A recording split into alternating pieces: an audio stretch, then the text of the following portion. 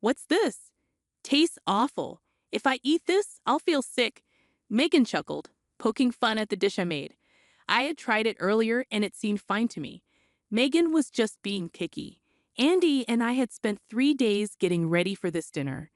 We were thrilled when we heard that our eldest son and his wife were coming over. Looking back, Andy and I felt silly for getting our hopes up. Megan's rude behavior and Benny just going along with her wore us out. We felt distant from them. Keeping a relationship with Megan felt impossible. Maybe we need to set some clear rules with her before I talk to Megan about it. Andy reached for the dish. I'm Katie, a 70-something homemaker living with Andy. We have a son, Benny. He graduated from a fancy college, got a job in a big company, and moved to Boston. 2 years back, he said he was getting hitched. The girl he introduced as his fiancée seemed nice. Benny said after the wedding, they'd move closer to us and wanted to bond, especially Megan. We were cool with it, but wondered about Megan. Benny assured us she was thrilled and wanted to get close to us. So we were on board with their plan. Around 2 months after tying the knot, Benny and Megan stuck to their word and relocated close to us. We were looking forward to bonding with Benny and getting to know Megan better, but reality hit us hard. Benny switched from his main office to a branch in our town, thinking it'd work out fine, but life wasn't as easy. The issue was Megan's spending habits. Even when Benny was earning well at headquarters, Megan had a habit of overspending. And when Benny's paycheck took a slight hit after the transfer, Megan's spending didn't slow down. It actually got worse. No matter how much Benny brought in, Megan used up most of it, leaving them in a tough spot. Ben was never one to fuss over his looks and lived a simple life. Benny was always hustling to earn more and rarely had time to visit us.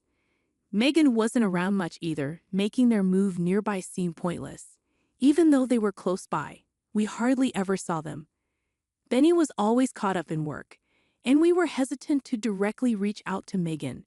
It felt heartbreaking knowing Benny was going through a tough time. Despite his struggles, we tried to help by sending them $1,000 every month. We wished we could give more, but with Andy retired and us living on a pension, it was all we could manage.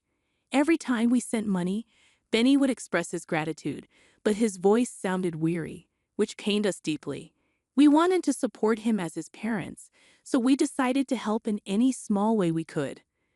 On our days off, we'd spend time with him, take him shopping, and treat him to a meal.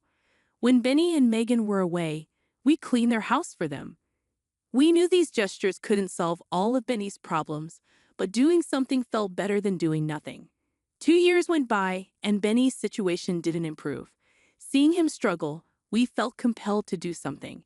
We came up with a plan to invite Benny and Megan over for a meal. Knowing Megan might not accept a simple dinner invitation, we decided to go all out and prepare a lavish feast to tempt them. When I suggested this to Andy, he hesitated because he wasn't confident in his cooking skills, but he took the initiative and even went out to buy the ingredients. To our delight, the promise of a feast did the trick, and both Benny and Megan agreed to come over for 3 days and nights.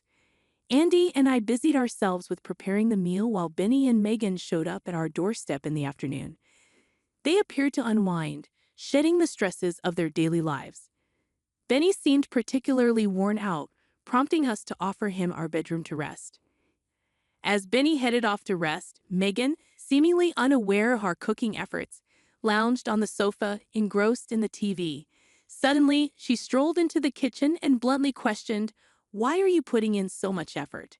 Taken aback by her abrupt inquiry, we were unable to respond before she continued, "Seriously, what's the point?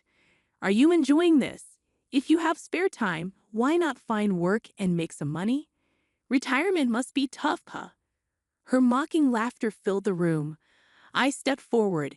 "Isn't it impolite to speak like that when you're invited for a meal? Where's your respect for your in-laws?" A little decency wouldn't hurt.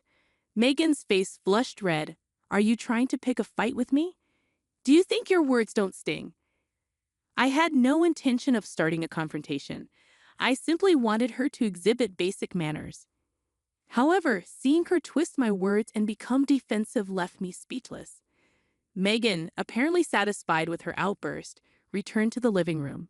Andy looked dismayed, but we had dinner preparations to focus on, so we tried to regroup. Suddenly, from the hallway, we heard Megan's voice escalating.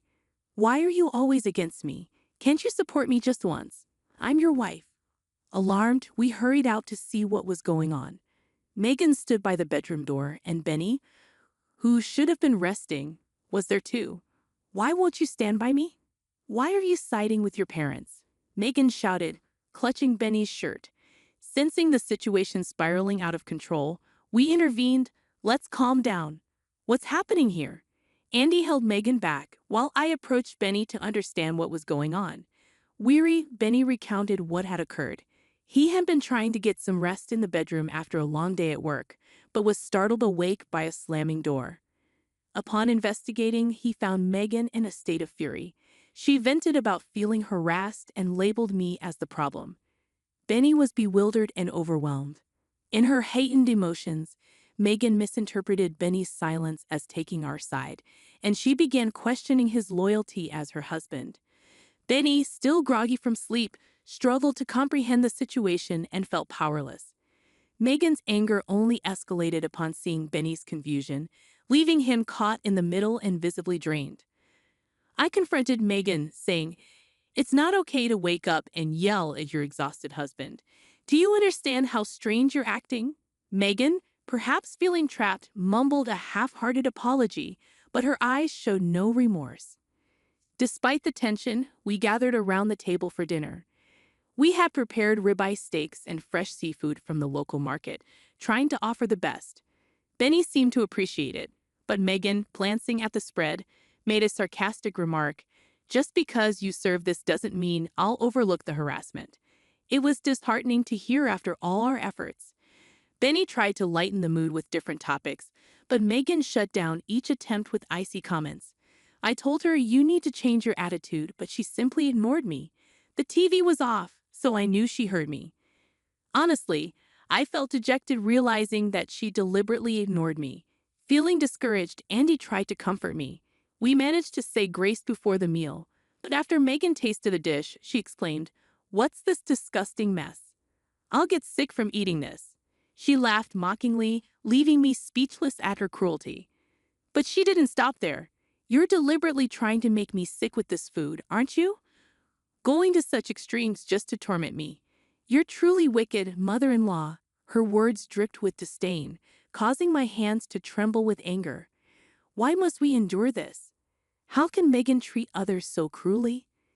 Seeing Benny so exhausted, why doesn't she feel any inclination to help? Why does she brush off our kindness? I had so much I wanted to express to Megan, but the right words eluded me. However, I couldn't let her behavior continue unchecked. Sensing my frustration, Andy reached for his plate.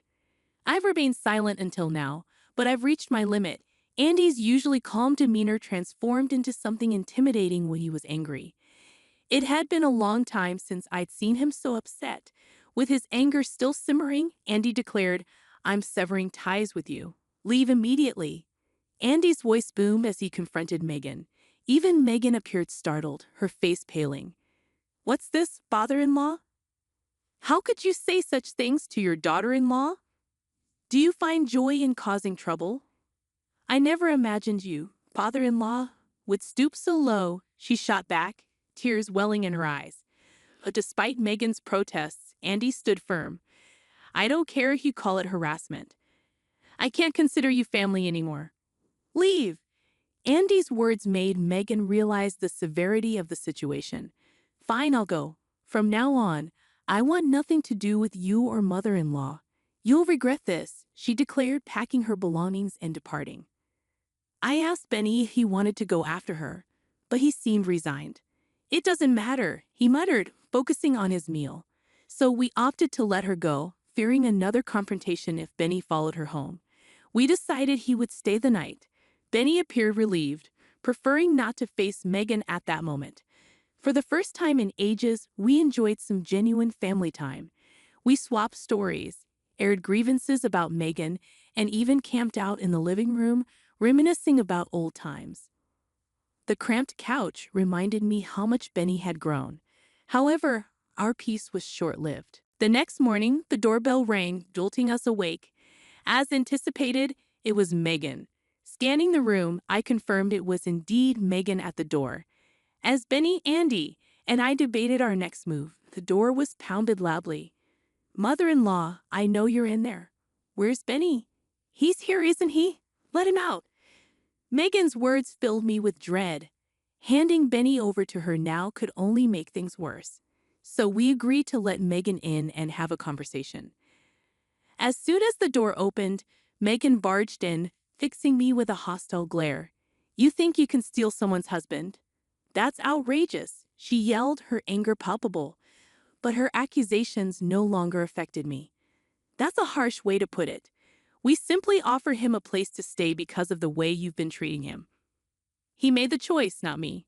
Blaming me is unfair, don't you think?" Megan's face blushed crimson. "You're the worst mother-in-law and father-in-law for allowing this behavior. Stay away from us forever." Her words held no sway over us. Andy and I were prepared to sever ties with Megan. Tension hung thick in the air until Benny's words changed everything. "I can't do this anymore. Let's get a divorce." Benny's words stunned Megan, her face still flushed with anger. "Divorce? Seriously? You're choosing your parents over me?" Her tone softened, and she pleaded with Benny, her eyes filled with desperation. But Benny stood firm. "A wife who neglects her responsibilities and parties constantly versus my parents, who've always been there for me. The choice is obvious." Megan, still unconvinced, argued, "They're just manipulating you. Once they have you, they'll abandon you too." Baseless accusations. We never abandoned Benny, but Megan, eager to portray us as villains, hysterically shouted, "You're trying to take Benny away from me. Do you hate me that much?" At this point, it was unclear how to calm her down. Then, unexpectedly, Benny slapped Megan across the face. The room fell silent, shocked. Megan struggled to comprehend what had just happened. "You've not only been a burden to me, but also to my parents. Aren't you ashamed? I hoped you'd come to your senses, but I was wrong. Please don't say such things. I love you, please reconsider. My decision is final. From now on, we're strangers. Don't ever call yourself my wife again." Megan looked defeated. No one reached out to her. Eventually, she left, realizing there was no point in arguing. In the following days, Benny stayed with us as he initiated the divorce proceedings, which were recently finalized. Megan was hesitant to sign the papers, so they had to involve lawyers.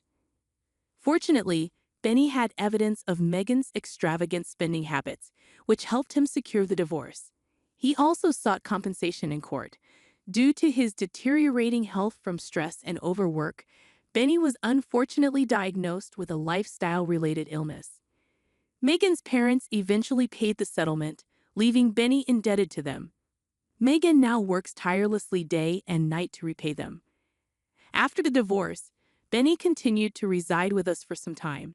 We wanted to give him a reprieve, especially considering all he had endured. Today, Benny has regained his footing and is working diligently as ever. While life may present him with more challenges, we will always be there for him as his parents, offering our unwavering support in every possible way.